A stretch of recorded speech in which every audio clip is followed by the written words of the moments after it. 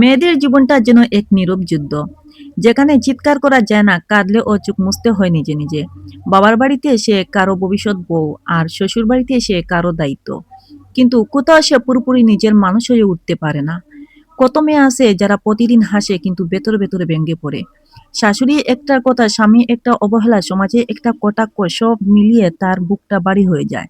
কিন্তু সে কাঁদে না, কারণ মেয়েরা শিখে যায় কাঁদলে ও কাউকে দেখাতে নেই। মেয়েরা খুব শক্ত, কিন্তু এই শক্ত হওয়ার গল্পটা কেউ বলে না। যে মেয়ে রাতে চুপচাপ কাঁদে, সকালবেলা সেই মেয়েটা আবার চুল বাঁধে, মুখে হাসি এনে সংসারে সব কাজ সামলায়। কারণ সে জানে থেমে গেলে চলবে না। মেয়ে মানে দুর্বল না। মেয়ে মানে শুধু সহ্য করে না। মেয়ে মানে এমন একজন মানুষ যে ব্যঙ্গে পড়ে ও নিজেকে জোড়া লাগাতে জানে। যে নিজের স্বপ্ন ছাড়ে কিন্তু দায়িত্ব ছাড়ে না। যে কষ্ট লুকিয়ে রাখে কিন্তু পরিবার ভাঙতে দেয় না। আজ যদি তোমার মূল্য না বুঝে, তা মানে তাই না যে তোমার মূল্য নেই। তোমার সহ্য করার শক্তিটাই তোমার সবচেয়ে বড় পরিচয়। একদিন আসবে যেদিন তুমি নিজের জন্য দাঁড়াবে, নিজের স্বপ্ন, নিজের স্বপ্নের কথা বলবে, নিজের সম্মানের জায়গাটা তৈরি করবে। একটা মেয়ে যখন সংসারে আসে, সে শুধু গড়ে আসে না। সে নিজের স্বপ্ন, নিজের অভ্যাস, নিজের অনেক আমি পিছনে রেখে আসে। সকালে সবার আগে তার দিন শুরু হয়, আর রাতে সবার পরে তার চোখ বন্ধ হয়। কিন্তু তবুও সে বলে, ঠিক আছে, আমি আসি। সংসারে একজন মেয়ে কাজ শুধু রান্না বা পরিষ্কার নয়, সে হলো পরিবারটার মেরুদণ্ড।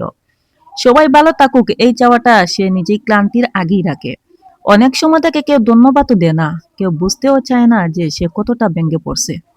কিন্তু শুনো বোন, তোমার নীরব ত্যাগটাই তোমার সবচেয়ে বড় শক্তি। সংসার মানে শুধু সহ্য করা নয়, সংসার মানে নিজের সম্মান, নিজের অবস্থান ধরে রাখা।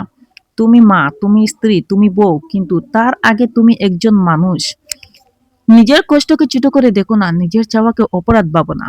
কারণ সুখী সংসারে প্রথম শর্ত একজন শক্ত, সচেতন, সম্মান পাওয়া নারী।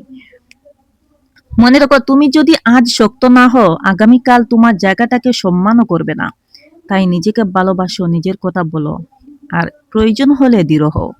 কারণ সংসারে নীরব যোদ্ধা তুমি, আর তোমার শক্তি গল্প একদিন ঠিক আলো হয়ে আসবে।